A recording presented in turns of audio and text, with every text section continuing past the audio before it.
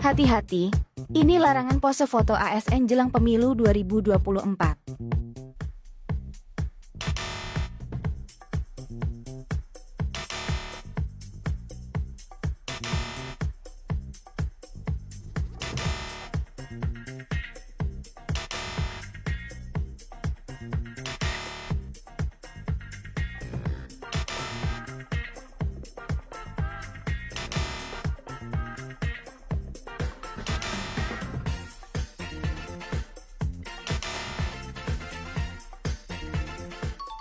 Jadi gimana pendapat Ayah tentang video tersebut? Jadi menurut Ayah sih ini model-model seperti zaman dulu itu yang cenderung dilarang ini, dilarang itu ASN ya sebetulnya tidak perlu. Kalau menurut Ayah tidak perlu. Gitu ya? Iya. Kenapa? Ya kan tidak usah itu kecuali kalau orang secara artinya dia misalnya menunjukkan gaya-gaya tertentu yang kemudian disertai dengan ucapan-ucapan yang mendukung pada tertentu gitu loh.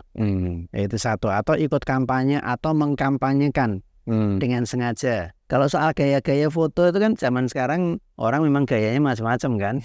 Nah ya sampai yang gaya menunjukkan hati aja tidak boleh kan.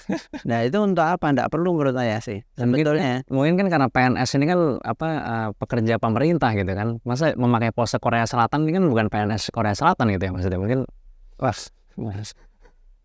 Kan tapi itu kan sudah menjadi simbol-simbol umum. Ya kan seperti orang mau minta ditelepon dia gayanya begini. Ya enggak apa-apa menurut Ayah sih sebetulnya. Dan semua orang sudah tahu juga.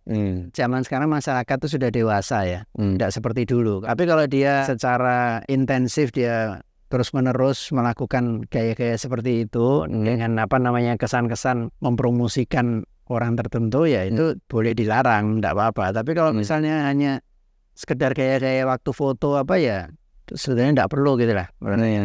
Soalnya tadi ada salah satu gaya juga yang dilarang, gaya ngasih jempol kayak gini ya. Tapi kan itu nanti bapak-bapak bingung nanti kalau foto gayanya harus gimana gitu kan, karena bapak kan gini terus kalau foto. Biasanya gitu lah. Kalau orang gini itu kan jempol ya. Lain kalau misalnya satu itu masih mending lah. Nah, ini kan dilarang ini hanya kalau pakai seragam atau sepanjang hari dilarang. Nggak tahu ya. Ya kalau hanya sebagai PNS dilarang menunjukkan dukungannya sepanjang hari atau pas kerja aja? Dilarang mendukung ya sepanjang hari. Sepanjang hari ya, berarti sepanjang hari kalau gitu harusnya. Iya, kalau misalnya sepanjang hari itu kan ya enggak lucu lah. Nah, tapi kalau misalnya dengan mengenakan seragam tertentu atau simbol-simbol tertentu kemudian dia begitu, itu masih agak lumayan. Tapi itu pun menurut Ayah sih enggak usah terlalu didramatisir lah. Harusnya tidak perlu gitu ya? Enggak perlu. Kan mungkin ada foto-foto yang mereka tidak bermaksud juga sebenarnya gitu ya? Tidak bermaksud, iya. Jadi cuma mau bergaya-gaya aja, apalagi zaman sekarang kan ada orang foto misalnya ya gaya bebas. Nah nanti pas gaya bebas dia tangannya begini misalnya terus wah ini melanggar peraturan kan ya kasihan juga gitu ya. Waktu dulu Ayah jadi PNS tuh ada pemaksaan gak ya untuk mendukung salah satu capres misalnya? Karena Ayah jadi PNS ini sejak mulai zamannya Orde Baru ya, sampai semua presiden sampai terakhir sampai Jokowi, ya kan. Memang kalau dulu itu tidak ada pemaksaan tapi diarahkan. Oh gitu. Ya kan diarahkan.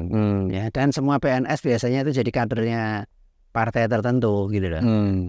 Nah itu zaman Orde Baru tapi setelah reformasi ya sudah tidak ada.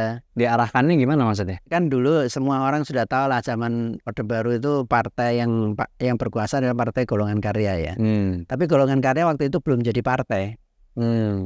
Dia hanya disebut golongan karya gitu. Nah jadi biasanya semua PNS itu diarahkan untuk mendukung golongan karya gitu. Ada kayak kursus-kursus gitu dikumpulkan, dikasih pengetahuan-pengetahuan tentang politik dan sekaligus seolah-olah ya lazimnya itu Anda mendukung ini karena inilah yang seolah-olah yang memberi pekerjaan Anda gitu lah. Oh, kayak seminar MLM gitu. Ya ada motivatornya memang. Oh gitu. Pada saat dulu begitu kira-kira. Iya, dan dulu di antara pegawai itu ada yang ditokohkan dia.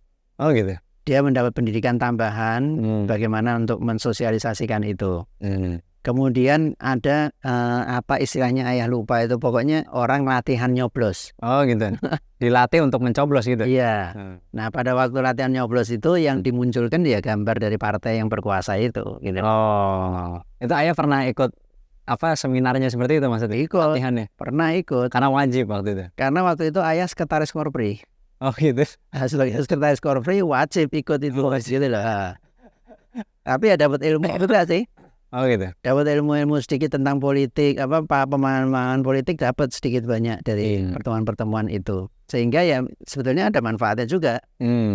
Walaupun ada pengarahan juga di dalamnya gitu ya. Ada pengarahan. Tapi orang tidak bisa dipaksakan. Sejak dulu juga tidak bisa orang dipaksakan. Tapi kalau diarahkan itu dulu iya betul. Waktu zaman Orde Baru. Setelah reformasi tidak ada sudah. Ya nggak ada sampai sekarang gitu ya. Tidak ada. Apa aja sih enak dan gak enaknya kalau jadi PNS? Ya kalau misalnya enaknya jadi PNS itu apa?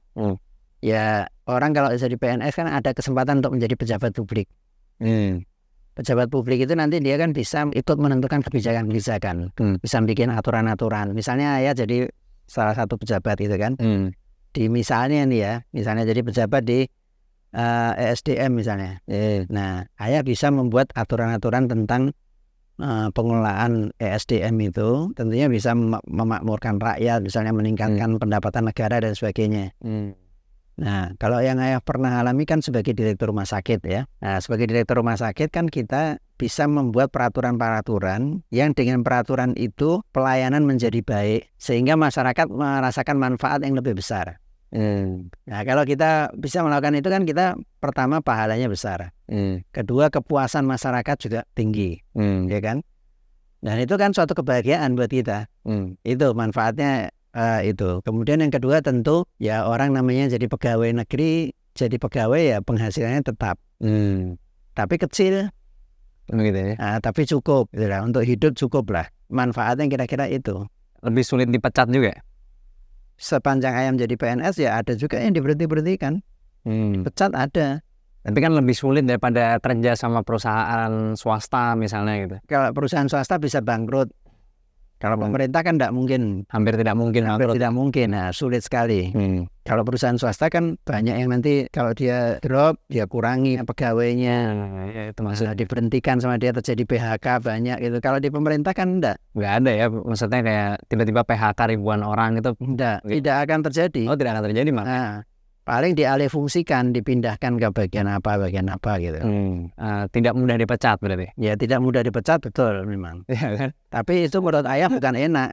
Ayah tidak merasa itu sesuatu yang enak. Tapi terus sama ininya juga tunjangannya juga enak katanya.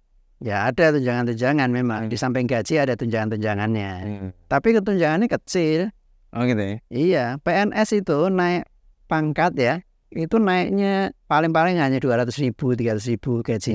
Gajinya naiknya sedikit, naik pangkat itu. Padahal untuk naik pangkat itu tidak mudah. Ada standar-standar tertentu yang harus dicapai sama dia. Gimana sih caranya biar bisa jadi PNS? Karena ternyata banyak juga nih peminat yang di CPNS nih. Mungkin ayah punya tips. Tidak ada tips khusus. Kita mengikuti aja terus pengumuman-pengumuman itu. Kan kalau penerimaan PNS kan lebih terbuka daripada di swasta. Dan jangan berpikir mau nyuap ya. Karena sistem suap-suap itu sekarang kan makin lama makin tidak ada. Meskipun masih ada yang melakukan tapi kecil sudah sekarang. Katanya ini kalau menjadi PNS yang penting ada kenalan ordal ya, orang dalam. Ya, ada yang begitu kemasian. Tapi kan sedikit, sekarang sudah sedikit. Oh sedikit. Iya, sudah tidak seperti dulu lah. Kalau dulu memang begitu. Gitu. Yang penting kalau kita punya kemampuan tertentu sesuai dengan kebutuhan ya kita bisa masuk jadi PNS. Dan jangan milih-milih tempat. Oh gitu ya. Ditugasin di mana aja terima. Ya, kalau saya mau jadi PNS tapi di Jakarta, ya persaingannya ketat sekali karena di Jakarta kebutuhannya juga biasanya lebih sulit daripada di daerah gitu. Jadi percaya diri itu penting ya.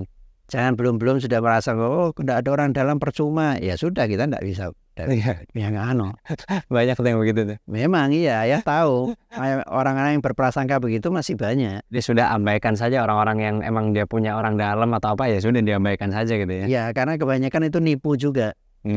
Dia bilang saya uruskan nanti ini padahal enggak. Nanti kalau gagal nanti saya kembalikan uangnya. Ya dia kan juga unda-undi juga kan. Nah ya. Bohong juga gitu ya. Iya. Jadi jangan tergoda gitu ya. Jangan menggunakan jasa itu. Jangan mau memberikan uang jasa tertentu untuk masuk menyuap ke PNS. Kalau orang bilang misalnya, kalau kamu tidak nyuap ya kamu tidak bisa, ya udah tidak usah aja tidak apa-apa. Hmm.